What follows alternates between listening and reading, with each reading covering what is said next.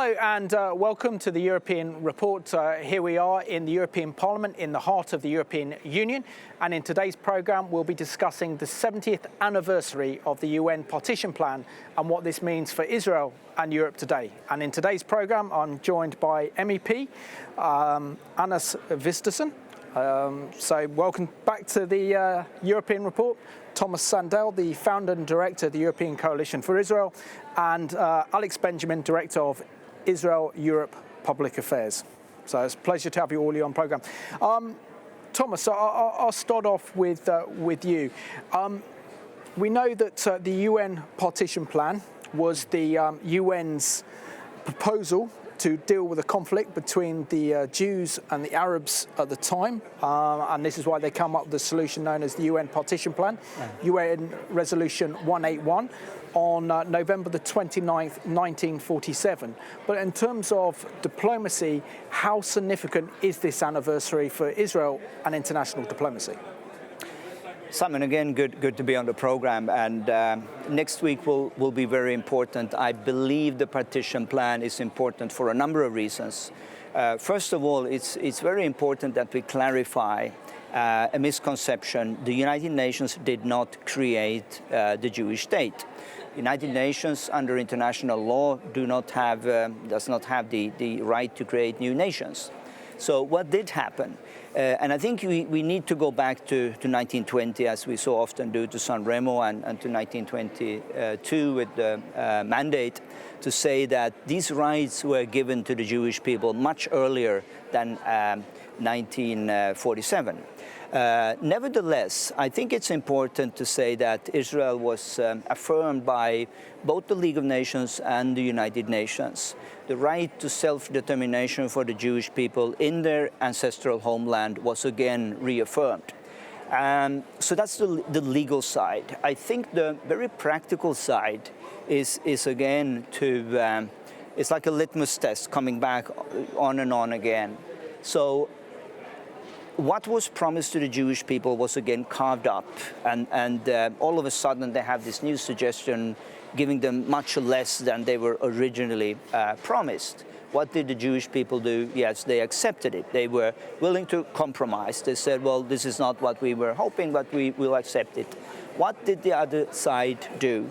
They flatly rejected any compromise, and instead they started a war.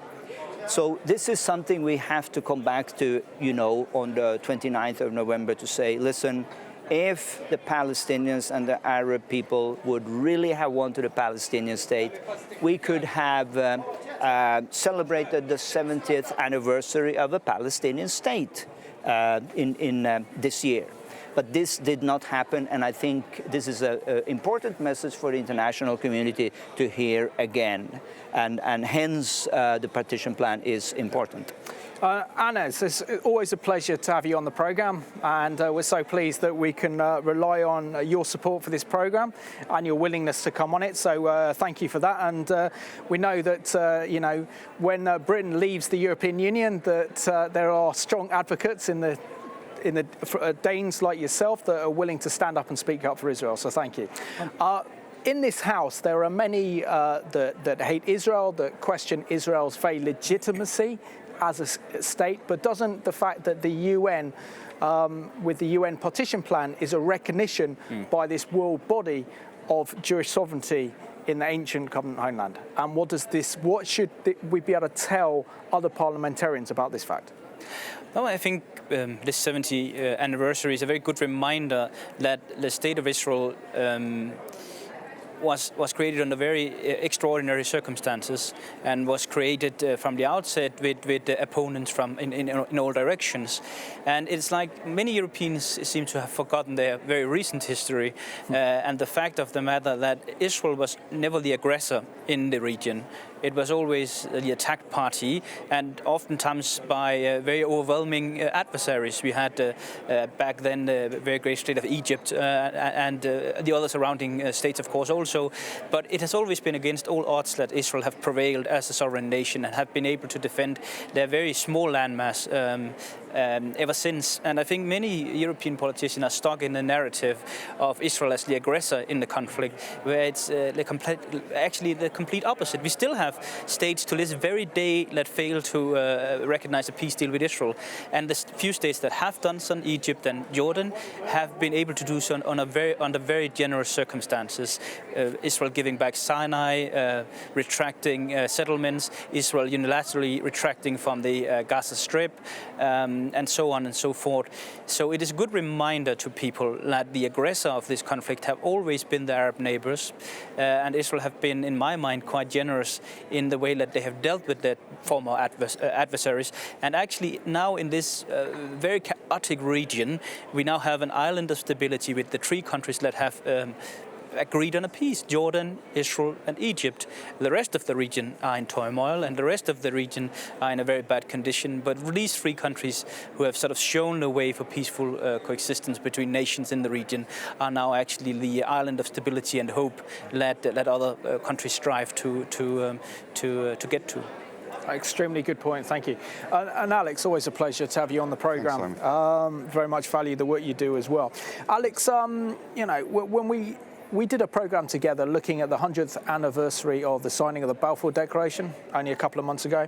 And now we see that we have another anniversary, the 70th anniversary of the UN Partition Plan. Can you give our viewers a little bit understanding of how this came about and why this is so significant? Okay. Going back to Balfour. Balfour was, we can even go back to the Basel Congress, where most people at the time thought, Theodor Herzl thought he was a bit mad. That the current prevailing winds meant that there was no chance of there being a return to Zion, that it was a pipe dream. Balfour was the chink of light which you could just make out under the door. I kind of thought that, you know, this isn't just a dream, it could maybe happen. UN Partition Plan was when the door was flown right open by the United Nations and Israel became a fledgling nation. And I completely echo every word, and I wish I could express it as articulately as Mr. Vistisen, what he just said about the aggressor and the ones on the receiving end. It was a hugely significant moment. It was a milestone in world history, but also for the Jewish people, an end to homelessness after 2,000 years. Now, that's a huge, huge event for us. So Balfour is important, and we should look at it, but for sure the UN Partition Plan. But there's always a reluctance on the part of Israel when we're looking at what the UN is now. The UN has sadly moved from this great facilitator and this great body to something that has become obsessed with Israel for all the wrong reasons. And I look at it as a wonderful thing, that the partition plan, but it kind of makes me sad that the UN today isn't the UN that we had, which effectively was the, what's the word I'm looking for, the midwife for the birth of the State of Israel. Excellent, very good analysis. And Thomas, I know that you're planning to be in New York for the 70th anniversary of the UN Partition Plan, also having an event there. What do you think that your event, by raising awareness of the 70th anniversary of the UN Partition Plan and the role that the UN helped to endorse the Jewish state at the time, 70 years ago, what meaning and what impact can that have on the international community 70 years on? Again, I'll go back to what Alex said. The United Nations, of course, in 1947 was a very different club of nations than what it is today. I mean, in 1947, a great majority were Western democracies, which had the same understanding of parliamentarism, human rights, respect for life of dignity, than, say, Britain or Finland or Denmark would have. Today, of course, the situation is completely, different. Someone said it's a little bit like you'd have a club and with majority rule, and you had gangsters taking over the club just by being in a majority. Sadly, this is very much the case at the United Nations today. So, but nevertheless, it's important for the United Nations to be reminded of the fact that this was one of the first things on the table, something they reaffirmed, and also to know that the party that always was willing to engage, were willing to compromise, was the Jewish state. So this should not be neglected. Let me just bring up a little thing of curiosity. Last month, I happened to meet with the great-grandson of the chairman of the UN Committee on Palestine. So talking about the midwife, I mean, he was a man, but he was the person who was responsible for coming to this conclusion.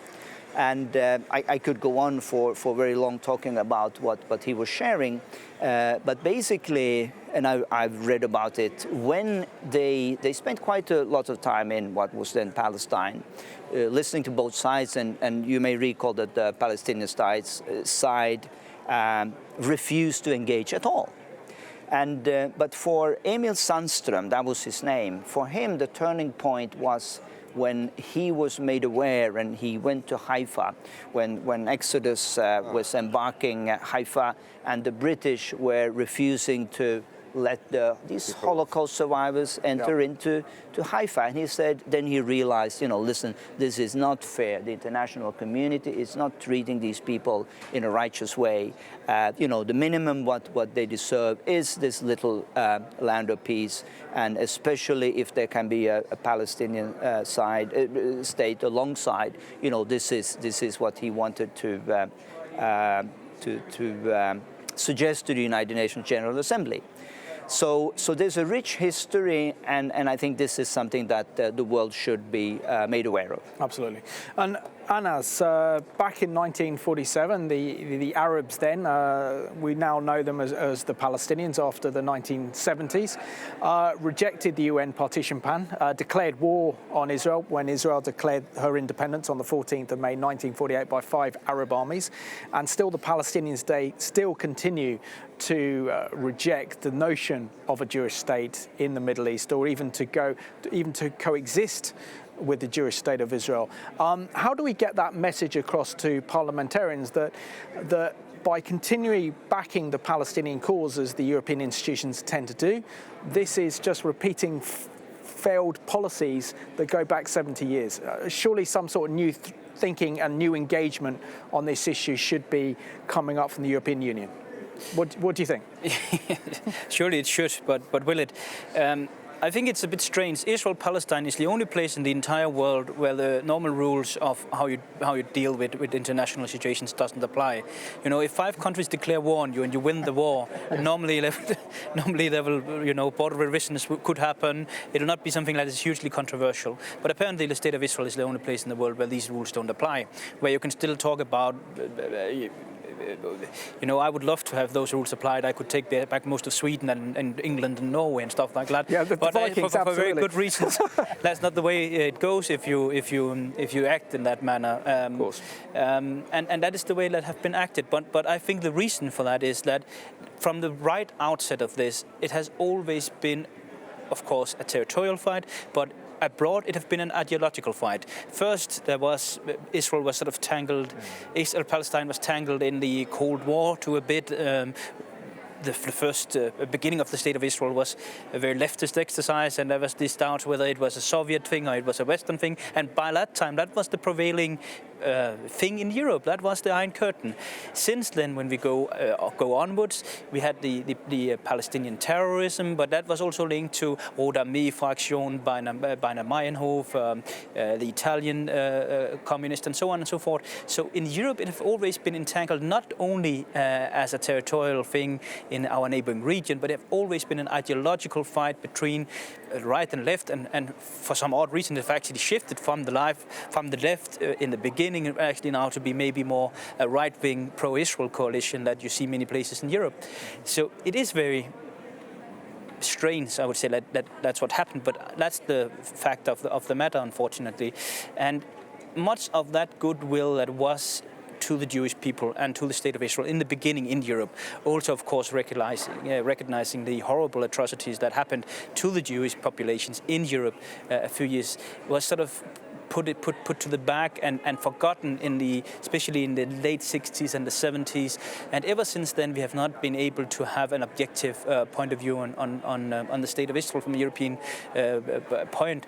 Even there have been debate on the left wing in Copenhagen to rename Israel Square in Copenhagen that was named after the State of Israel just after the beginning, because they see the term as offensive today, just to have a square that is named after the State of Israel. So unfortunately, I don't see much hope, but we can hope for the best, but believe in the worst. Well, we need more MEPs like yourself, Anders, to tell the truth. So thank you for clarifying that. You don't give us much hope, but we appreciate your clarity nevertheless. Alex, when we're talking about the UN Partition Plan, one man comes to mind, and that's the great Abba Eban, who was Israel's first ambassador to the United Nations, probably Israel's most articulate spokesman. Shouldn't we, as we remember the 70th anniversary, also remember this great man? And what do you think the legacy that he has left behind for Israel and the international community? Well, first of all, I got to say the word in Hebrew is kol hakavod, which means all the respect to you for bringing up his name, because he's not somebody who comes up every day for people that don't know a lot about the subject. But there are many unsung heroes. In the last Balfour program, we spoke about Weizmann, who often gets overlooked as well. But for sure, Abba was a hero. Listen, Bibi Netanyahu is a supreme orator, or he likes to think he is. He's not bad. He's not bad, but he couldn't hold a candle compared to this guy, Abba. Now, I'm going to give you a quote. How good was he? Here's a quote. I'm not going to tell you who the quote's from until after the end. I have never encountered anyone who matched his command of the English language. Sentences poured forth in mellifluous constructions, complicated enough to test the listener's intelligence and simultaneously leave him transfixed by the speaker's virtuosity. That was words from Henry Kissinger, another supreme orator. So yes, there's no doubt about it, Abba deserves more plaudits worldwide. And I've got two Scandinavians on the other side of the table. Just want to be clear, I'm talking about Abba Eban, not the Eurovision, not the Eurovision winners. Look, at the end of the day, politics is ultimately a pitch and an exercise in persuasion. And he was a master persuader. He made the pitch for us at the UN.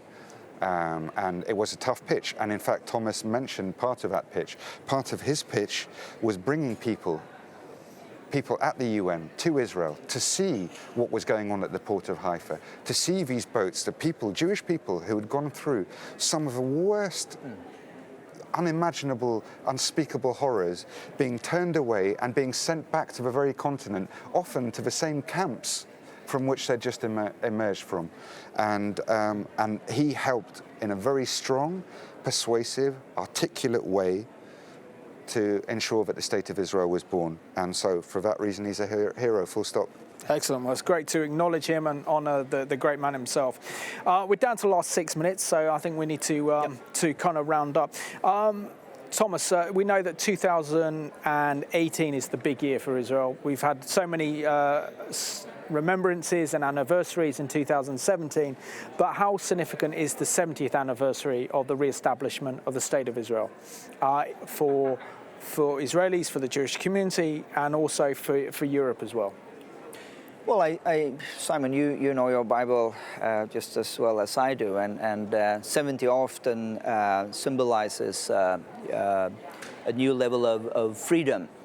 And I think for all those countries and forces in the world who were wishing and hoping that the Jewish state would not survive its first year, would not survive its first 10 years, you know, Israel is here to stay.